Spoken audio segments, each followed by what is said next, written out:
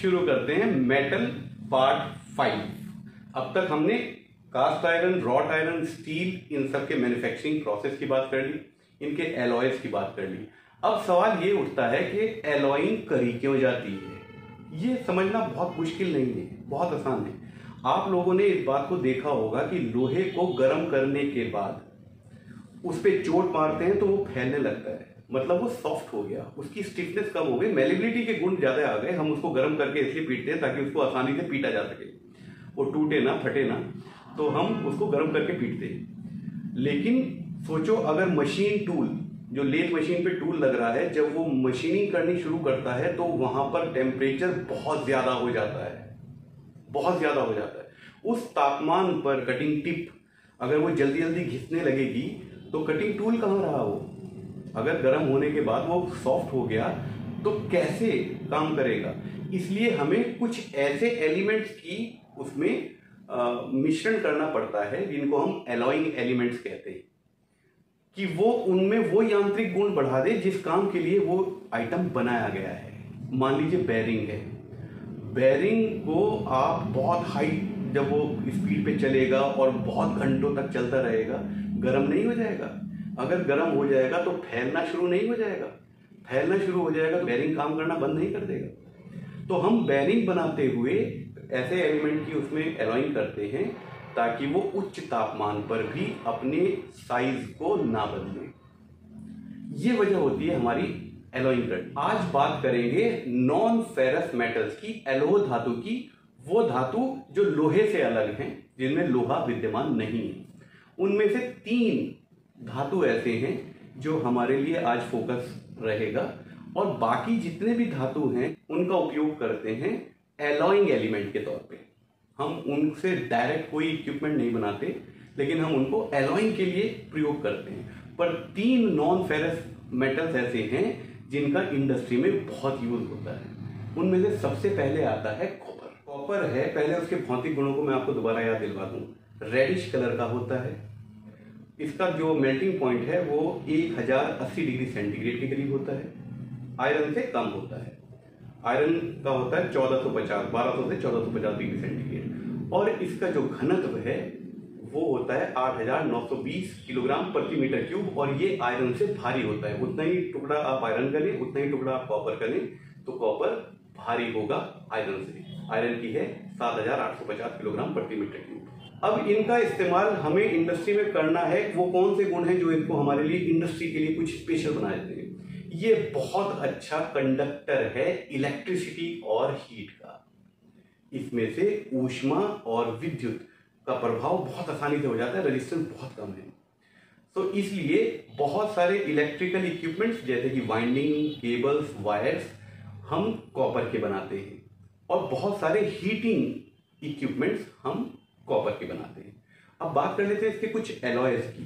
Copper के 2 बहुत मशहूर एलॉय हैं। एक को कहते हैं ब्रास, जिसको हिंदी में पीतल कहते हैं। ब्रास कॉपर और जिंक का प्राइमरीली इन दोनों का एलॉय है, इसमें थोड़ा बहुत टिन मिला देते हैं। और जो ब्रॉन्ज है, जिसको हिंदी में कांस्य कहते हैं, वो कॉपर और टिन का एलॉय है, उसमें थोड़ा बहुत जिंक और लेड भी मिला देते हैं।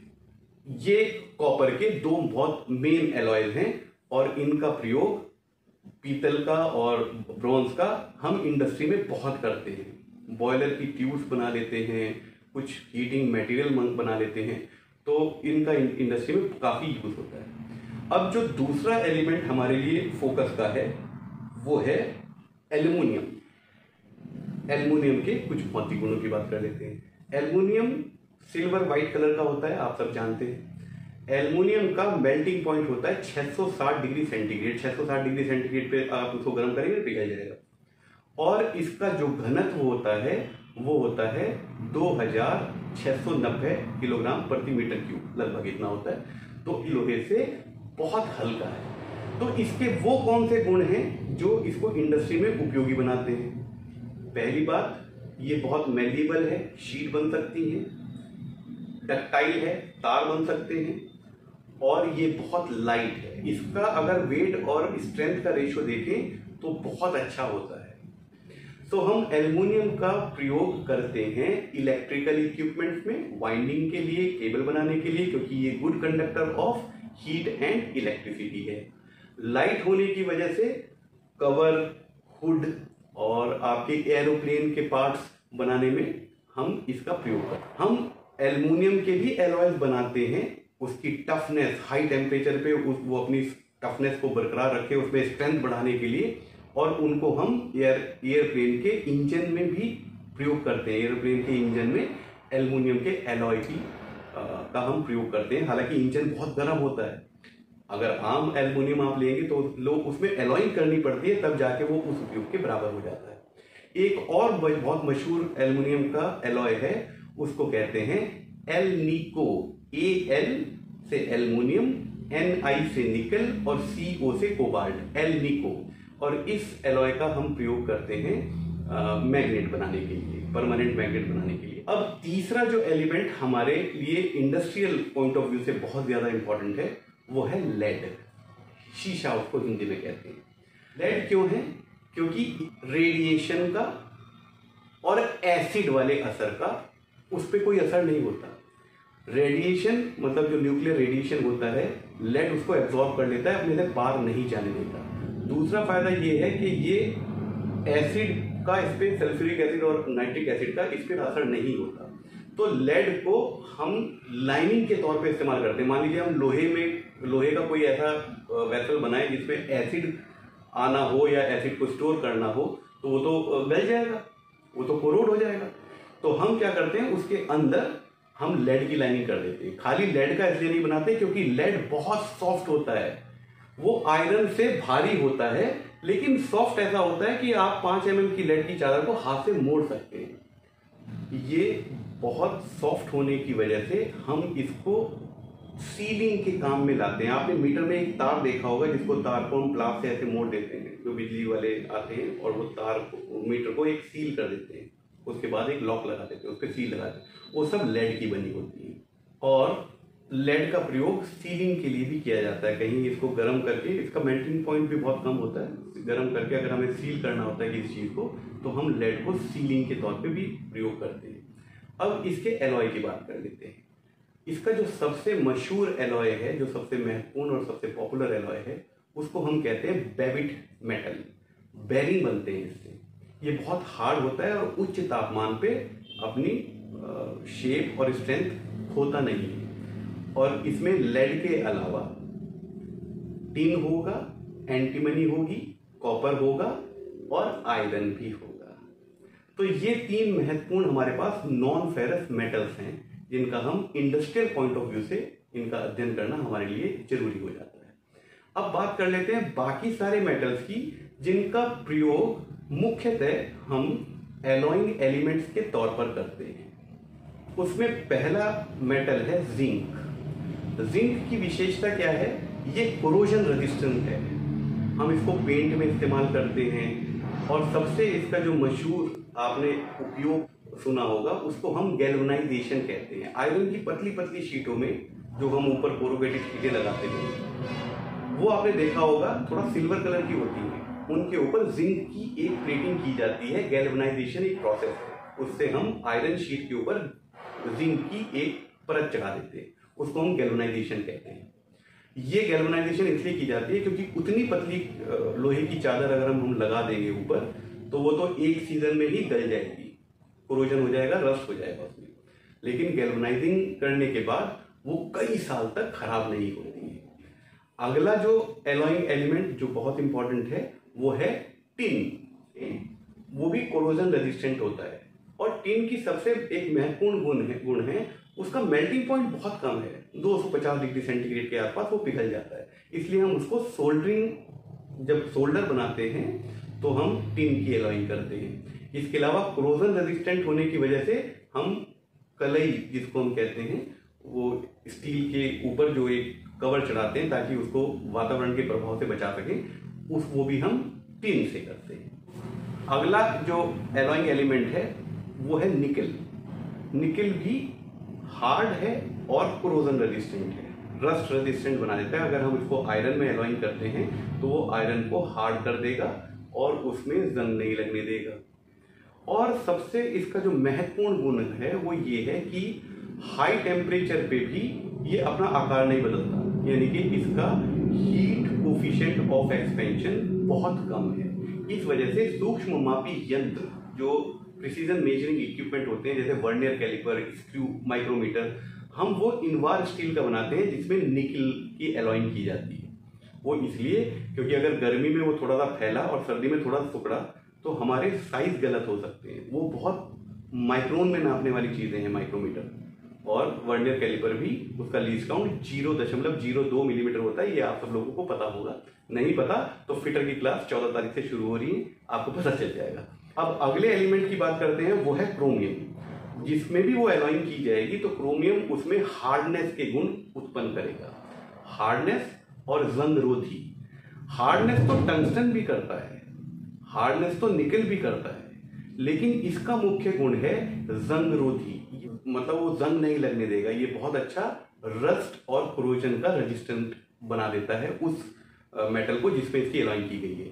इसीलिए सर्जिकल इक्विपमेंट्स को हम क्रोमियम स्टील के बनाते हैं, क्योंकि उसमें कट मारा जाता है बॉडी के अंदर। तो जंग लगी हुई चीज़ों से जंग लगी हुई चीज़ों का प्रयोग हम सर्जिकल इक्विपमेंट्स में नहीं करते हैं, वहां पर हम क्रोमियम स्टील का इस्तेमाल करते हैं। नेक्स्ट एलिमेंट जो आपका है वो है टंगस्टन। टंगस्टन W से इसको रिप्रेजेंट किया जाता है। ये बहुत आपने नाम सुना होगा, महत्वपूर्ण है।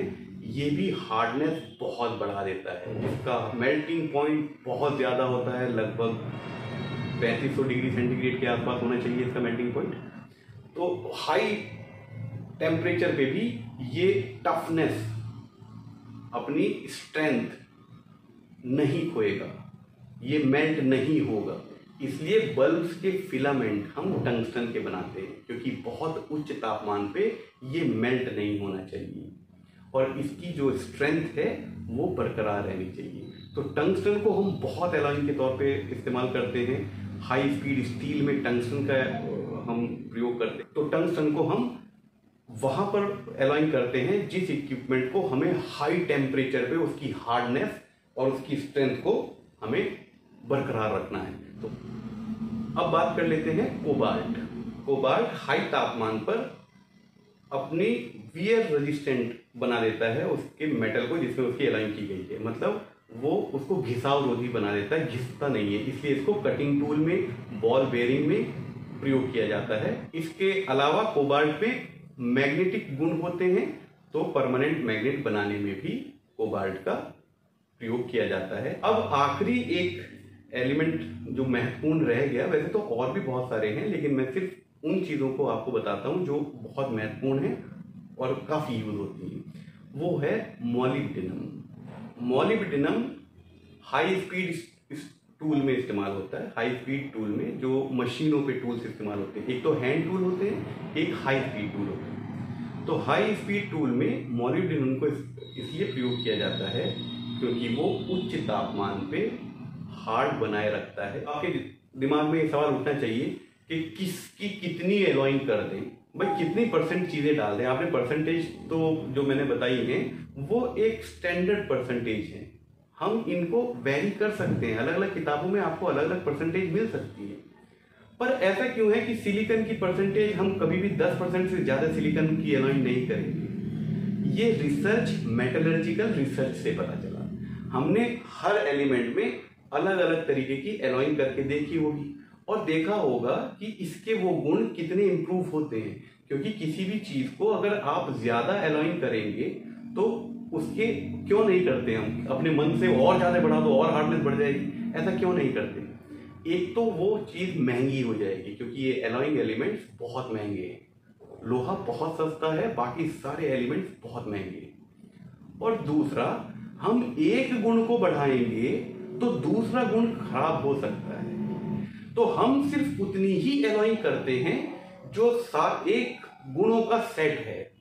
भाई इसमें टफनेस होनी चाहिए, इसमें टेंसाइल स्ट्रेंथ होनी चाहिए, इसमें स्टिफनेस होनी चाहिए, हार्ड होना चाहिए, तो ये सारे गुण चाहिए हमें मान लीजिए, तो हम मेटल में वही एलॉइंग करेंगे जो इसको इस काम को करने के लिए उपयुक्त बना दे। मेटल्स तो हमने यहाँ पूरा किया, अब बेचारे नॉन मेटल्स को क्यों छोड़े, उनकी भी चर्चा कर ली।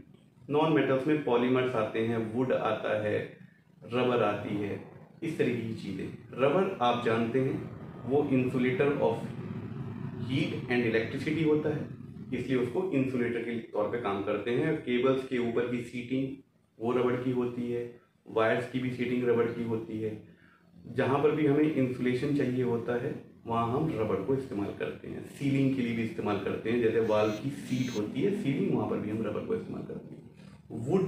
वुड को हम इस्तेमाल करते हैं, प्रयोग करते हैं प्लेटफॉर्म्स के तौर पे, कवर्स के तौर पे, कवर बना देते हैं लकड़ी का। हल्का होती है और बैड कंडक्टर ऑफ हीट होती है, तो हीट बाहर नहीं आती है। नॉन मेटल हैं जैसे माइका है, पेपर है, क्लोथ है, हम बाइंडिंग करते हुए स्लॉट्स में उनको डालते हैं पेपर्स को।